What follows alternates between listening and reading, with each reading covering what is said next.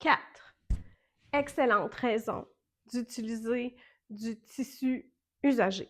Autrement dit, de travailler en surcyclage, autrement dit, de faire du upcycling. Raison numéro 1, tu vas savoir à quoi t'attendre.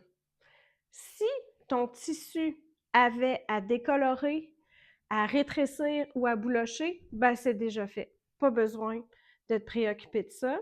Tu peux utiliser ton tissu tel quel, il n'y aura pas de surprise. Dans la mesure où tu utilises un tissu neuf, tu dois fixer les couleurs en le faisant tremper avec du vinaigre idéalement, et ça se peut qu'il décolore quand même, ça se peut qu'il rétrécisse. Donc, il faut vraiment que tu sois assuré de l'avoir fait rétrécir avant de l'utiliser. Ta nappe, là, qui a été lavée plein de fois, ben, elle a tout fait ce qu'elle avait à faire, elle va rester exactement telle qu'elle. Raison numéro 2, ben, ça semble évident, c'est tellement économique. Le tissu s'est rendu vraiment dispendieux. À mon grand âge avancé, je peux te dire que j'ai vu l'évolution des prix et c'est rendu complètement fou.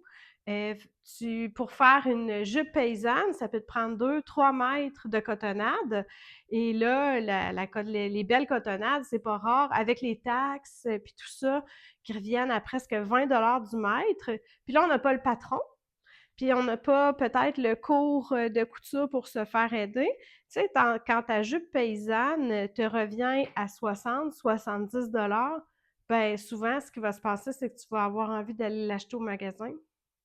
Tandis que quand on travaille en surcyclage, si tu utilises des tissus que tu as déjà sous la main, par exemple, que tu vas défaire des vêtements pour récupérer le tissu, que tu vas utiliser des draps. Les draps, on parlait de la jupe paysanne. Souvent, ce qui se passe, c'est que dans les ensembles de draps, le drap contour est fini, on a passé à travers, mais le drap plat est encore super beau et il y a des cotonnades fleuries extraordinaires à les récupérer dans des draps. Il y a des rideaux, il y a des nappes et il y a du tissu. On peut trouver même du tissu au mètre, souvent qui est offert dans les friperies pour des fois rien du tout ou vraiment une infime partie du prix que si tu achetais un tissu neuf. Raison numéro 3, ben c'est écolo. C'est tellement écolo de deux façons. Premièrement, tu ne vas pas extraire des ressources nouvelles pour ton tissu. Donc, on n'aura pas eu besoin de faire pousser du coton ou du lin ou transformer du pétrole dans le cas du polyester. Donc, quand on sait qu'on utilise genre 1,5 fois plus de ressources que la planète est capable d'en fournir, c'est une bonne nouvelle. Ton tissu neuf aussi, il a été emballé, il a été entreposé, il a été transporté.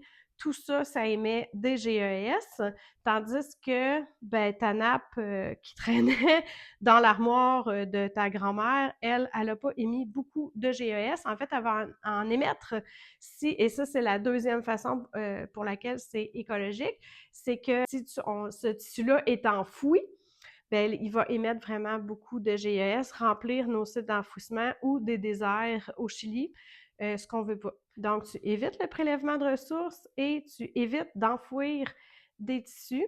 Quand on sait qu'il y a suffisamment de textiles sur la Terre pour les 6 prochaines générations, c'est une excellente nouvelle.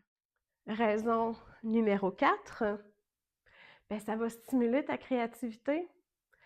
Il faut un petit peu plus se faire aller les méninges pour visualiser ce que va donner mon jeans dans un sac banane, de comment je peux transformer ma nappe en lin en tablier japonais. On va muscler le muscle de la créativité et ça, c'est excellent parce que dans la vie de tous les jours, être une personne créative, c'est un super pouvoir. J'espère que je t'ai convaincu de travailler en upcycling parce que plus on est à faire ça, plus on est nombreuses à réutiliser ces tissus-là qui étaient dédiés au site d'enfouissement, bien, plus on va avoir un effet papillon. Si tu as besoin d'idées pour réaliser ce genre de projet-là, j'ai une super formation en ligne qui compte plusieurs volets, qui a le volet vraiment d'apprentissage des bases de la couture. Il y a un chapitre sur la réparation de vêtements, il y a un chapitre sur l'utilisation des patrons et il y a, je crois que c'est 47 projets de surcyclage, projets de couture. Puis pour chaque projet, tu as un tutoriel et tu as le patron qui est fourni. Je te mets le lien en dessous. À bientôt les papillons!